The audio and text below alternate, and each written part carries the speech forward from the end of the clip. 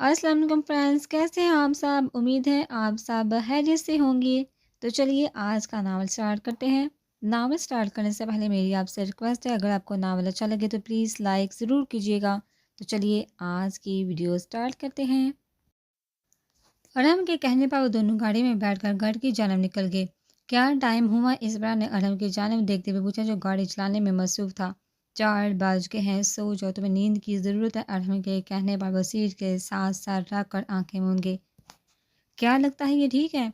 इसबरा ने धीमे से पूछा, जो कि उसके पीछे खड़ी उसे सारे कारनामे को देख रही थी जो उन दोनों ने मिलकर सारे अंजाम दिया था। ठीक को छोड़, ये बहुत खूबसूरत और हमको बहुत पसंद आएगा। तीमिया ने पसंदीदा नज़र से मेन गेट, सीढ़ियों और फ्रंट पोर्च को देखते हुए कहा, जिसे उन दोनों ने मिलकर फूलों और गमलों की मदद से सजाया था। मुझे बेसब्री से इंतज़ार है कब अरहम आए और ये सब देखे।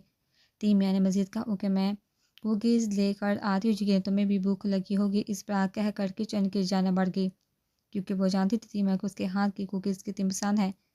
पिछले कुछ वक्त में उसकी दोस्ती तीमिया से काफ़ी अच्छी हो गई थी और बातों में उसे पता चला था कि उसके माँ बाप कार एक्सीडेंट में वफात पा गए, तो वो अपनी आंटी के पास रहने लगी और वो एक बुन बूटास्ट है। तुम बहुत खुश नज़र आ रही हो तीमिया, हैरियत है। इस पर ने कुकीज़ और साथ हॉट चॉकलेट के 2 मग समेत ट्रे टेबल पर रखते हुए पूछा, हाँ यार, मैंने कभी नहीं सोचा था ये जगह इतनी प्यारी भी लग सकती है। बहुत अच्छा वर्क किया है तुमने, तीमिया ने मुस्कुराते हुए कहा। मैंने अकेले नहीं किया ये सब, तुम भी बराबर के हिस्सेदार हो। इसबरा ने माँ तीमिया की जान बढ़ाते हुए कहा। खुद उसके सामने वाली कुर्सी पर बैठ गया। हम हमेशा अपने घर को रंगीनियों से दूर रखता है।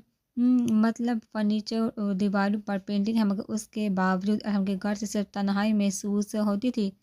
शुक्र है फाइनली कुछ तब्दीली है। तीमिया ने उदासी और मुस्कुराहट के मिले जुले तासरात में कहा, जिस पर इस पर नज़र उठाकर तीमिया की जानब देखा। और उसको हम के खुश होने या गमगीन होने से क्या फ़र्क पड़ता है। वो तीमिया का चेहरा देखकर सोचने लगी, वो बहुत बुरा सिर्फ अपनी मनमाना जानता है। इस पर ने मुंह बनाते हुए कहा, सही कह रही होती। मैंने हंसते हुए कहा, तुम मुझसे इतने अच्छे से कैसे जानती हो? इस पर ने तीमी इस पर ने सवालिया नजर से तीमिया की जानब देखा, जिस पर उसने आबरू उचका कर इस पर की जानब देखा और फिर कंधे उचका दिए। तुम्हें यहाँ काम करते हुए खौफ महसूस होता है ना? तुम उसकी मौजूदगी से डरती हो? क्या तुम उसकी कोई एक्स गर्लफ्रेंड हो? इस तरह की बात पर तीमिया लोट पोट कर हंसने लगी, जैसे इस ने उसे कोई दुनिया का नंबर 1 लतीफ़ा सुना हो। ये मजाक तो नहीं है? इस ने अपने बाल में हाथ चलाते हुए कहा, खैर मेरे लिए किसी मजाक से कम नहीं था।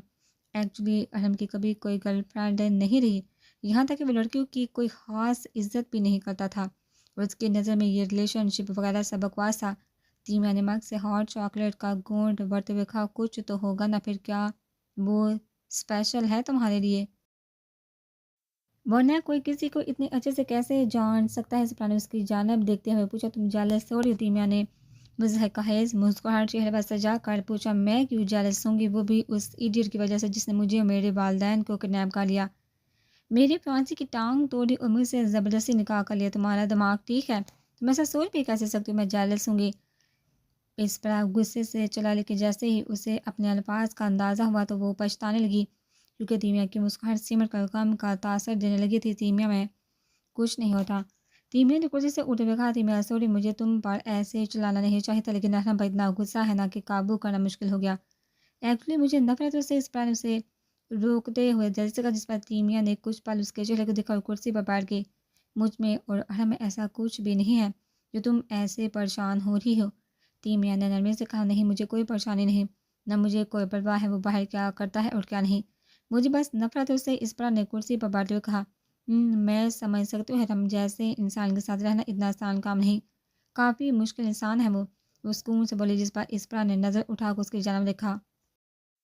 अगर तुम बुरा नहीं मानो तो मुझे कपड़े बदलने हैं, क्योंकि मुझे खुद से पसीने की स्मेल आ रही है। तीमिया ने कुर्सी से उठते हुए कहा, ऐसा करो, तुम शावर ले लो, मैं तुम्हें कपड़े पकड़ा देती हूँ। जिस पर तीमिया हाँ में सर हिलाकर अंदर बढ़ गई। इस पर ने बर्तन टेबल से उठाकर किचन में रखे, खुद अपने कमरे की जाना बढ़ गई। तीमिया, मैंने कपड़े बेड पर रख दिए हैं, दरवाज़ा बंद करके जा रही हूँ, बदल लेना। इस पर ने ऊंची आवाज़ में कहा। ठीक है। तीमिया की आवाज़ पर इस पर ने नज़र घुमा कर कमरे की जानब देखा, जहाँ साइड टेबल पर तीमिया की आवाज़, पाउच और मोबाइल पड़ा हुआ था। اسپرا نے آگے بڑھ کر تیمیا کا سیل پکڑ لیا مگر گھبرا کا واش روم کی جانب دیکھا جہاں سے پانی کے گرنے کی آوازیں آ رہی تھی۔ اس نے دھڑک دل کے ساتھ موبائل آن کرتے وہ بغیر پاس ورڈ مانگے کھل گیا۔ وہ سیل لے کر دبے قدموں سے اپنے کمرے کی جانب چلی گئی۔ وہاں پہنچ کر اس نے اپنے ناول والی کتاب اٹھائی اور اس میں سے دانش کا دیا ہوا نمبر نکال لیا۔ انہوں نے کپکپاتے ہاتھوں کے ساتھ موبائل پر نمبر ڈال کرنے کے بعد کان سے لگائے ہیلو کچھ بل کے جانے کے بعد دانش کی آواز گونجی۔ دانش اسپرا نے اپنے ہوش کو ہوتے لبوں پر زبان پھیرتے ہوئے پکارا، اوپری مجھے یقین تھا تم کال کرو گی۔ وہ اسپرا کی آواز پہچانتے ہوئے بولا، مجھے وقت ہی نہیں ملا، میں صرف جانتا ہوں اسپرا، میں بس چاہتا ہوں تم گھر کے پچھلے دروازے سے باہر نکلنا اور جنگل کی جانب چلنا۔ تم نے کسی قسم کا ٹرن نہیں لینا، صرف سیدھا چلنا ہے۔ تمہیں اپنی دائیں جانب ایک بنیان کا درخت ملے گا۔ اس درخت کے پاس بلیک کلر کا شاور، اس کے نیچے تم مٹی کی کھدائی کرو گی تو سیل موجود ہے۔ تم نے موبائل لے کر اس کے ذریعے میرے ساتھ رابطہ کرنا ہے، ٹھیک ہے؟ اسپرا کی بات کرتے ہوئے وہ جلدی سے بتانے لگا۔ دانش، پہلے تم مجھے بتاؤ تمہیں کیسے پتہ چلا میں کدھر ہوں؟ کیا چل رہا ہے یہ سب کچھ مجھے بھی بتاؤ۔ بیبی تم مجھ پر یقین کرتی ہو نا، پھر جیسے میں کہہ رہا بس ویسے ہی کرو، ابھی کسی قسم کا سوال مت کرو، میں تمہارے فون کا انتظار کروں گا، ٹھیک ہے؟ لیکن اوکے میں انتظار کروں گا، وہ کہہ کر کال کٹ کر دیا جبکہ اسپرا موبائل کو گور کر رہ گئی۔ پھر اس نے دل سے موبائل سے نمبر ڈیلیٹ کیا، پھر کال ہسٹری چیک مگر وہاں نمبر موجود نہیں تھا۔ وہ واپس سے دبے قدم چلتی تیمیا والے کمرے میں گئی، سیل سائڈ ٹیبل پر رکھتے، شکر ہے میں نے تیمیا کے باہر نکلنے سے پہلے رکھ دیا سیل واپس۔ اسپرا نے کمرے سے باہر نکل کر لمبا سانس کھینچتے ہوئے دل ہی دل میں کہا، شکر ہے فائنلی اب مجھے یہاں سے آزادی مل جائے گی۔ تیمیا کے چلے جانے کے بعد اسپرا نے پچھلے دروازے کی جانب بڑھتے ہوئے دل میں سوچا مگر وہاں پالتو کتے کی طرح کھڑے باڈی گارڈ اور اوپر سے باہر اندھیرے کو دیکھ وہ واپس اندر آ گئی کیونکہ اس وقت باہر نکلنا سراسر بیوقوفی تھی۔ ابھی وہ اوپر واپس اپنے کمرے میں جانے ہی لگی تھی تو ڈور بیل کے بجنے کی آواز پر وہ خوف سے اچھلی مگر اپنی دھڑکنوں کو معمول پر لا کر وہ دروازے کی جانب بڑھ گئی۔ ڈیم وکٹر، تم نے مجھے ڈرا دیا، تم اس وقت یہاں کیا کرو؟ اسپرا نے جب سامنے وکٹر کو دیکھا تو فوری بولی، سوری میم، لیکن باس نے کہا آپ کو ابھی اسی وقت ان کے پاس چھوڑ کر آؤں۔ وہ سپاٹ لہجے میں بولا جس پر اسپرا کا دل خوف سے دھڑکنے لگا۔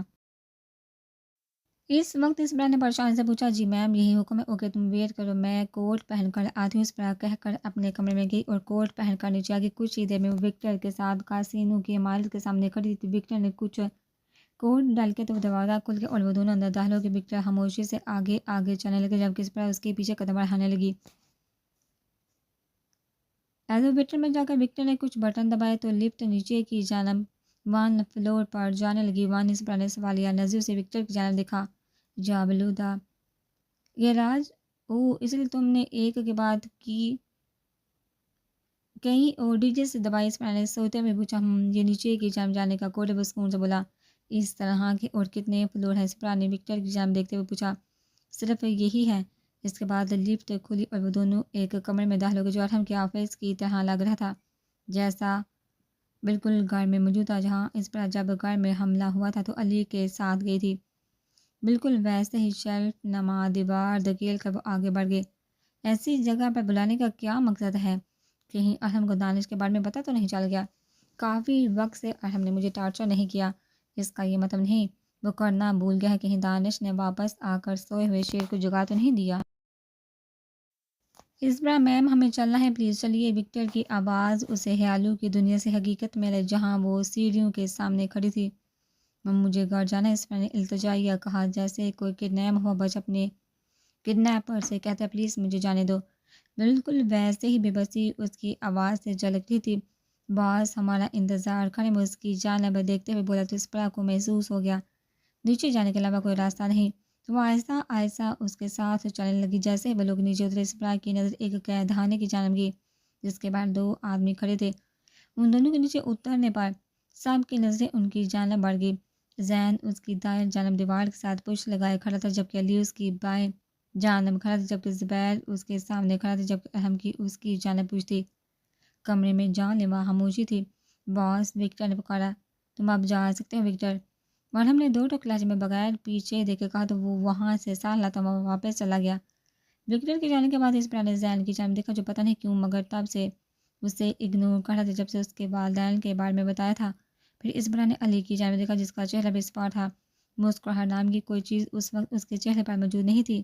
اس بڑا نے خوف سے اپنے آپ کو حگ کیا۔ ارحم جب خاموشی اس کی برداشت سے باہر ہونے لگی تو اس نے اسے پکارا اور ہم پلٹا تو اس بار کو اس کے پیچھے کسی وجود کی جھلک دکھائی دی مگر ارحم کا جسم اسے چھپائے ہوئے تھا۔ جب اس بڑا کی نگاہ ارحم کی بلیک پیچ ڈارک آنکھوں سے ٹکرائی تو اس کی ریڑھ کی ہڈی میں خوف کی سنسنی دوڑی کیونکہ وہ اس وقت انتہائی کولڈ لگ رہی تھی۔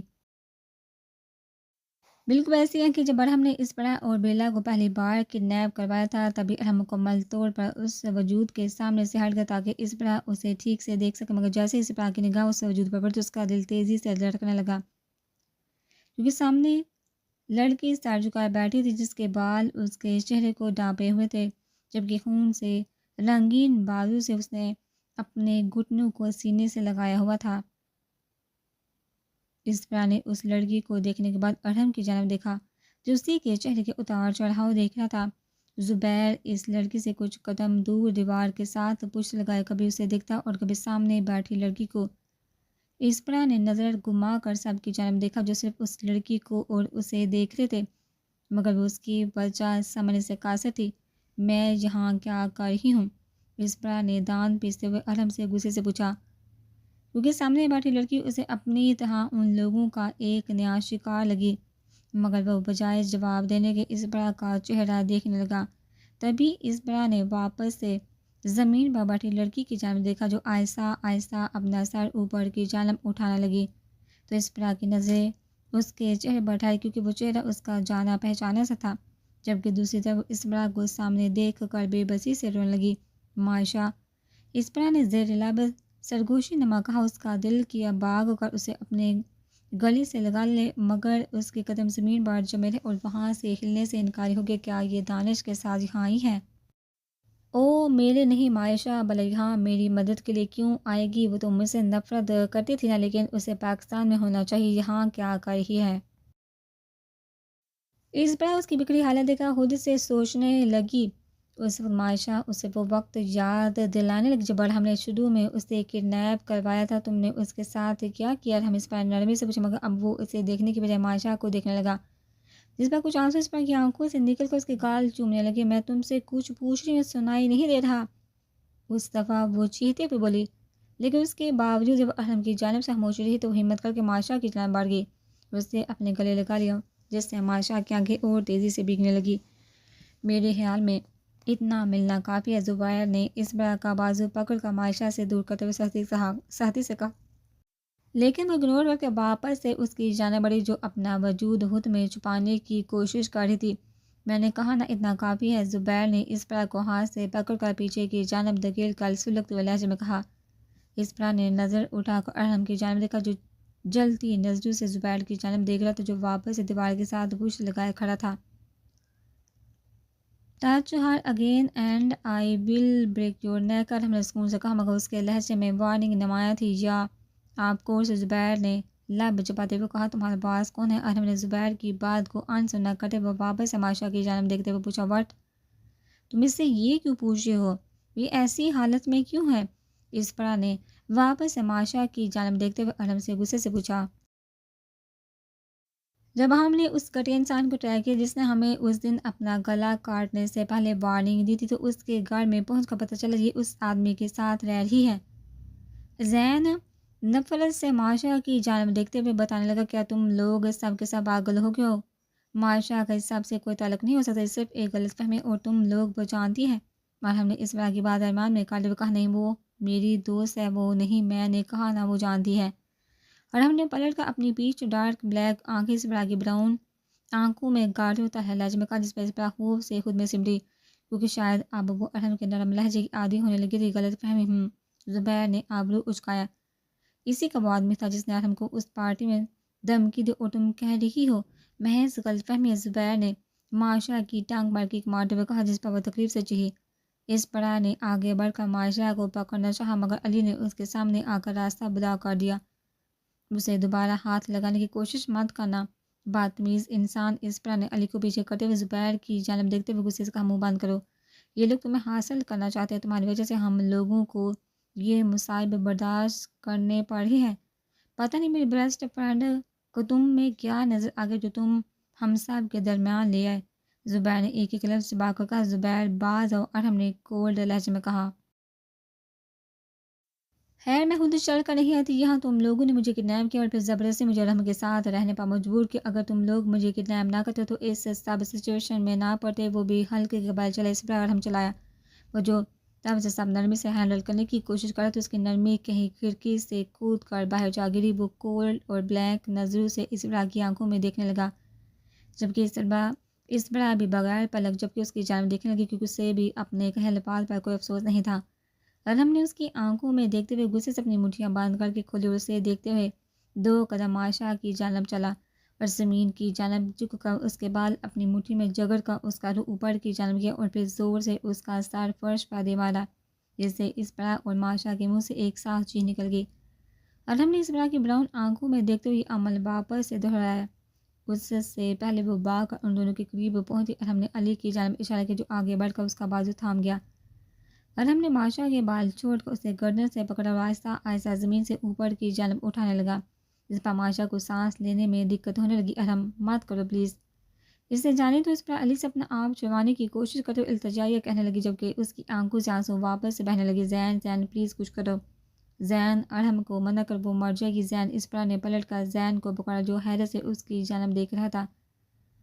تبھی ارحم نے جھٹکے سے ماشا کو نیچے کی جانب پھینک دیا، جس سے اس کی پشت دیوار کے ساتھ لگی، مگر وہ اس درد کو نظر انداز کر کے زور زور سے کھانسنے لگی اور جتنی ہو سکے اتنی آکسیجن اپنے اندر لے جانے کی کوشش کرنے لگی کہ یہ کسی کے لیے کام کر رہی ہے جو تم تک پہنچنا چاہ رہے۔ ارحم نے اسبرا کی جانب انگلی اٹھائی تاکہ مجھے نقصان پہنچا سکے، تمہارے لیے بہتر تم کچھ وقت بعد جب یہ نارمل ہو اس سے سچ باہر نکل پاؤ، ورنہ میں اگلی دفعہ اس کی دھڑکنوں کو روکنے میں پل بھی نہیں لگاؤں گا، ابھی چھوڑ ہوں صرف تمہارے لیے، ارحم کہہ کر کمرے سے نکل گیا، جبکہ زبیر بھی اس کے پیچھے چلا گیا۔ تبھی علی نے اس کا بازو چھوڑا تو وہ بھاگتے ہوئے ماشا کے ہاتھ سے لانے لگی جو درد سے کرا رہی تھی۔ چلو اٹھو، نکلنا ہے یہاں سے، علی نے ماشا کو بازو سے پکڑ کر اٹھاتے ہوئے کہا، مگر تکلیف سے اسے چلنا مشکل ہونے لگا تو علی اور اسپرا نے اسے سہارا دیا تو وہ اوپر کی جانب آہستہ آہستہ چلنے لگے۔ لفٹ کے قریب جا کر زین نے کوڈ ڈال کے تو وہ چاروں اس میں داخل ہو گئے اور جلدی وہ سب ایک کمرے میں موجود تھے، جہاں اسپرا نے ماشا کو احتیاط سے بیڈ پر لٹا دی، جب اسپرا نے علی کو کہا کہ ارسل کو کال کر کے یہاں بلائے تاکہ ماشا کی مرہم پٹی ہو سکے، جس پر علی نمبر ڈال کر کے کمرے سے باہر نکل گیا۔ ویسے تم لوگوں کے ساتھ ہر مسئلہ کیا ہے، پہلے انسان کو ٹارچر کرتے ہو پھر ڈاکٹر کو بلا کر علاج بھی کرواتے ہو۔ اسپرا نے زین کی جانب دیکھتے ہوئے تلخی سے کہا، جو سن کر انسنا کر تماشا کی جانب دیکھنے لگا جو آنکھیں بند کیے لیٹی ہوتی۔ میں تم سے بات کر رہی ہوں، اسپرا نے اس کے سامنے کھڑے ہو کر گھورتے ہوئے کہا۔ وہ تمہاری دشمن ہے، پھر تم کیوں اسے دوستوں کی طرح گلے لگا رہی ہو؟ زین نے نرمی سے پوچھا، ماشا میری کبھی دشمن نہیں تھی، ہم دونوں بچپن سے گہری دوستی تھی، مگر پتہ نہیں اچانک سے اسے کیا ہو کر مجھ سے نفرت کرنے لگی۔ اسپرا نے ماشا کی جانب دیکھتے ہوئے سانس کھینچ کر کہا، جس پر زین خاموش رہا، تم لوگوں نے اسے کہاں سے ڈھونڈا؟ میں نے تمہیں بتایا بھی تھا، اس آدمی کا پیچھا کرتے ہوئے اسے پایا ہے، لیکن کیوں؟ اسپرا نے سینے پر بازو باندھی، کیونکہ اس سے ماشا کی حالت اب مزید دیکھی نہیں جاتی، جس کی رنگت زرد مال ہو رہی تھی۔ کیا مطلب ہے؟ کیوں؟ ہم نہیں جانتے یہ سب لوگ کون ہیں، ان کا مقصد تم تک پہنچنا ہے، تمہیں نقصان بھی پہنچا سکتے ہیں۔ زین نے دانت پیستے ہوئے کہا، ماشا مجھے کبھی نقصان نہیں پہنچا سکتی، ہاں ٹھیک ہے، وہ چھوٹی موٹی مشکلات میرے لیے پیدا کرے گی، مگر مجھے کبھی ضرورت سے زیادہ ٹارچر نہیں کرے گی۔ اسپرا نے زین کی جانب دیکھتے ہوئے کہا، ساتھ اس کے ذہن میں یونی والا وہ واقعہ گھومنے لگا جب ماشا نے اس کی کیمسٹری کے نوٹس اپنی لپسٹک اور مسکارے کی مدد سے خراب کر دیے تھے۔ یہ تم یقین کے ساتھ نہیں کہہ سکتی، ہو سکتا ہے وہ تم نقصان پہنچائے، ہم اور تم کچھ نہیں کہہ سکتے، اور ہم اسے اب تک مار چکا ہوتا اگر اس سے یہ پتہ نہ چلتا کہ تم اسے جانتی ہو، انہیں صرف تمہاری وجہ سے اسے چھوڑا۔ اسپرا وہ تفصیل سے بولا، اسے جانے دو پلیز۔ اسپرا نے التجا کہا، بے وقوف مت بنو اسپرا، اور ہم نے جیسا کہا ہے بالکل ویسا کرو، تم نہیں جانتے ارحم کا روپ کس قدر بھیانک بھی ہو سکتا ہے، وہ اس لڑکی ماشا کو سکون سے مرنے بھی نہیں دے گا۔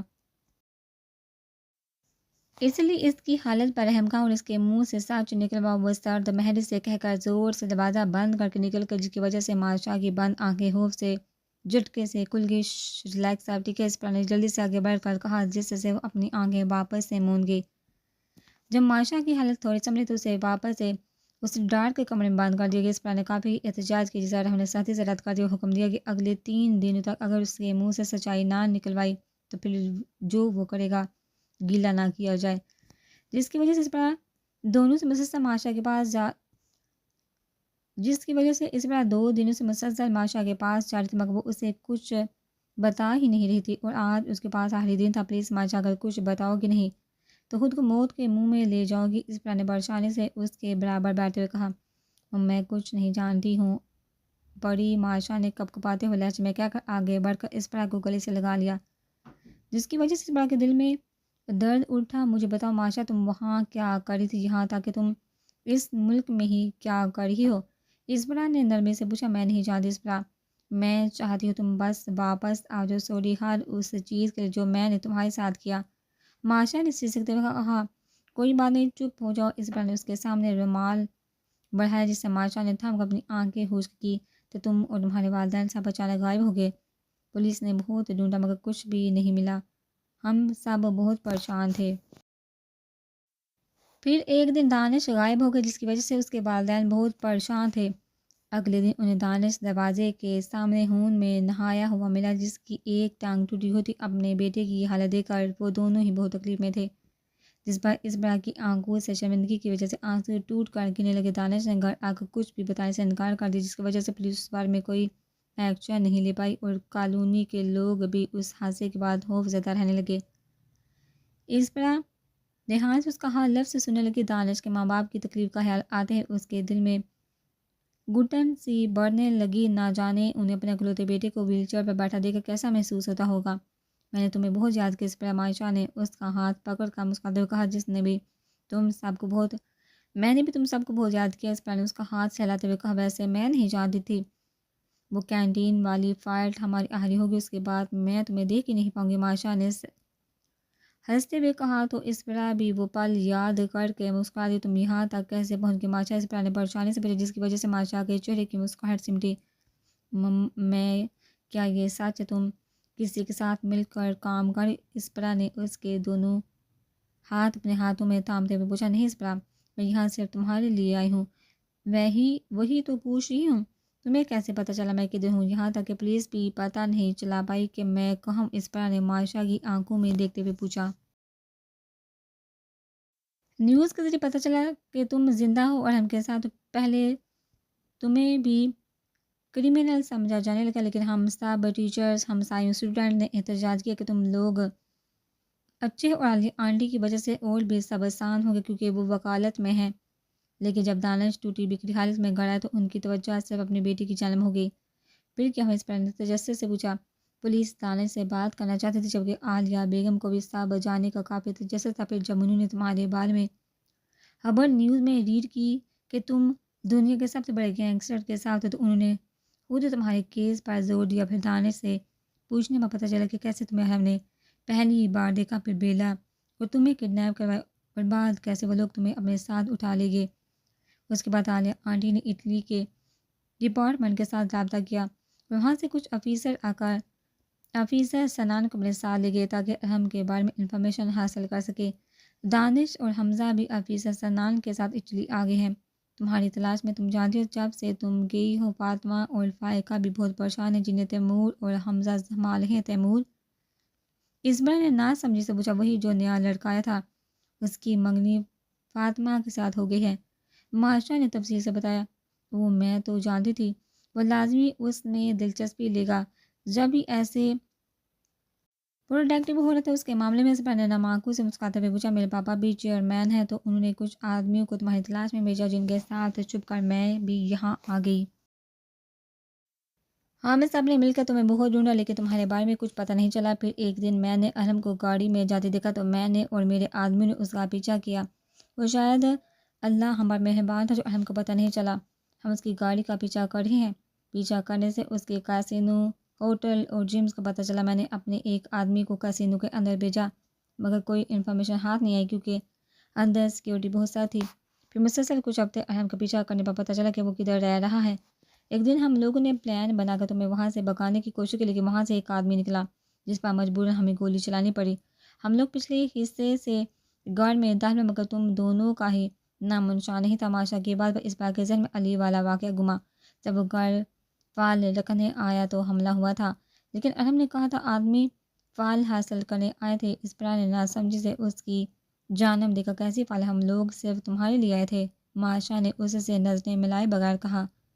وہ تو گائز، مطلب تم لوگوں نے واپس سے پارٹی پر حملہ کیا اور وارننگ دی؟ اس پر نے البرٹ والی پارٹی یاد کرتے ہوئے پوچھا۔ ہاں، ہم لوگوں نے دھمکی دی تاکہ ارحم کو کمزور کر کے اس کے غیر قانونی کاموں کا پتہ لگوا سکے اور تمہیں یہاں سے اپنے ساتھ لے جا سکے۔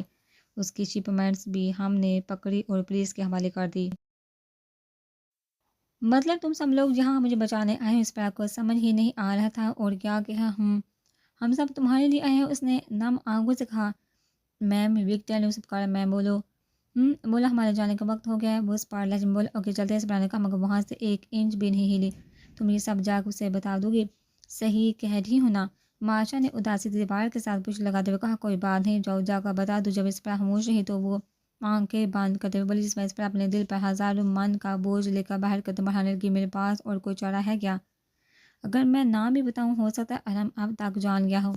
میرے ارد گرد اتنا کچھ ہو گیا اور مجھے پتہ ہی نہیں۔ اگر ارحم اب تک نہیں جانتا اور میں جا کے اسے بتا دوں تو وہ یقیناً اپنے آدمیوں کو میرے ہوم ٹاؤن بھیجے گا اور میرے لوگوں کو نقصان پہنچائے گا جو میں ہونے نہیں دوں گی۔ اگر اس دفعہ ارحم کو دانش اور باقی سب لوگوں کا پتہ چل گیا، مجھے ڈر وہ انہیں زندہ واپس بھی جانے دے گا۔ اس پر خوب سے خود سے سوچنے لگی میں اتنی پاگل کیسے ہو سکتی ہوں؟ اس شخص کے ساتھ جینا شروع کر دیا ہے جس کی وجہ سے میرے سب اپنے مشکل میں ہیں۔ میں نہیں جانتی میرے والدین کس حال میں ہے۔ دانش کی زندگی میری وجہ سے تباہ ہوگی اور اسے اس حالت میں دیکھ کر اس کے والدین کا جینا بے حال ہے۔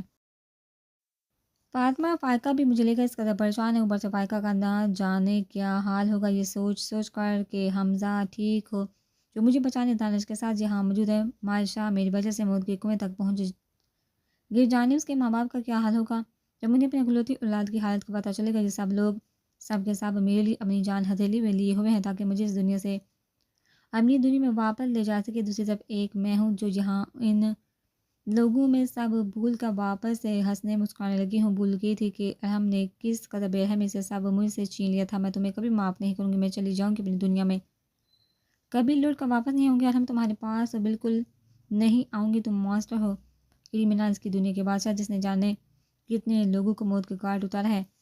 وکٹر کے بعد اسے حال کی دنیا سے حقیقت میں بٹھا جو گاڑی کا دروازہ کھولے کھڑا تھا۔